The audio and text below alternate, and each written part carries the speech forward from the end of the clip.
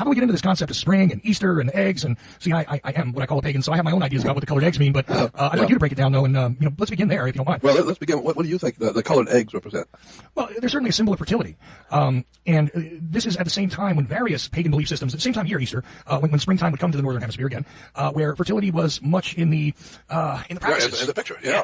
All the plants begin to grow, all the animals begin to reproduce, and then later on they're having their young and they grow, and as spring grows into summer, the animals have all reproduced. Everything that's alive is reproducing, and there's so much color. All the flowers and plants and trees and color is everywhere, especially with flowers around the northern hemisphere. You got the beautiful, beautiful flowers, and so the color is very big with spring. There's no color period. Winter is just frozen, but in spring it's very colorful with all the plants and the animals and the different color animals that we have, and they're all reproducing, coming up with new offspring. And so this is why the animals come out in the spring, because it's getting warm and life is changing. Life is coming back to the northern hemisphere, and so that's why even we humans, we start thinking the same way. That's why we have spring weddings, because we're getting ready to reproduce again. We didn't have enough babies, enough people. We're going to reproduce again, so now we're getting spring weddings, and the humans are going to get together, and it's going to be very colorful. And so that's why you have the egg, because the egg represents the reproduction of life.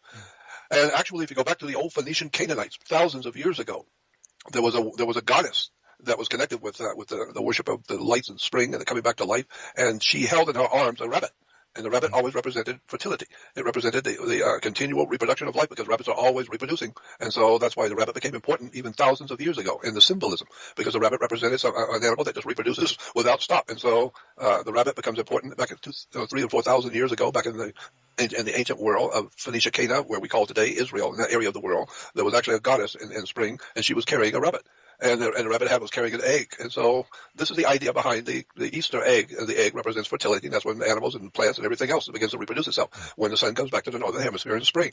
And so what causes that to happen is that the sun, which was dead for 3 days in winter, is gone down south, is dead to us, and the northern hemisphere is dead. And so when it comes back, it starts its annual journey on December 25th. It starts its annual journey back to the northern hemisphere, and 3 months later, 90 degrees or 90 days later, it has come back to the northern hemisphere, and officially, 90 days later, it officially crosses over the equator, coming back to the northern hemisphere. It actually crosses our equator, and so that time was very special to the ancient people, because it represented life coming back to the northern hemisphere.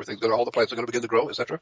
And so, well, this is a practical matter, because first of all, there's a lot of agrarian societies at that point which depended on their agriculture. So what did you do? You stored things for the winter, because nothing was going to grow. Number one, so you had to know that this was the time when the earth was going to soften up again. It wasn't going to be hard. It was going to be fertile, and useful to plant a seed again, to plant seeds, to plant a seed, whatever. But also, the idea that all the colors are on the eggs. The reason why the colors are there is because, in a literal sense, during spring, this is when colors would emerge directly. Because what happens? Flowers bloom. Very practical. Again, flowers bloom. As I said, the flowers are all representing beautiful colors, right, and it all represents the coming back of life. Right. Life was coming back in the northern hemisphere. All the birds are reproducing, the animals are reproducing, the beautiful flowers, all kinds of, just hundreds of thousands of beautiful flowers coming back to life in the spring. And so it's a big celebration for life coming back to the earth. But Jesus said he would come back, and Jesus is God's son, the light of the world. So the sun is coming back. He is coming back to bring light to the world. And as I said last week, the Egyptians understood that the sun was pure energy. Pure energy, and so energy is life, and the sun was life itself. It was the progenitor of energy, so it was life itself. And the ancient people said that if the sun were to be stingy and keep its energy and not share it with us, the sun would ultimately last forever, because it's energy, and energy is life. But the sun, for some reason, decided to share his energy with us, and so therefore God's son is dying, because the sun is giving his energy up for us continually. And obviously he's going to run out of energy one day, maybe billions of years, but he's going to run out of energy one day, and the sun is a star, and the star will die. And so, therefore, the ancient people said that God's son, the light of the world, the one we call Jesus, he was God's son. He gave his life so that you might live. He died so that you might live. And the symbolism is the sun is dying each day, because it's giving his energy away.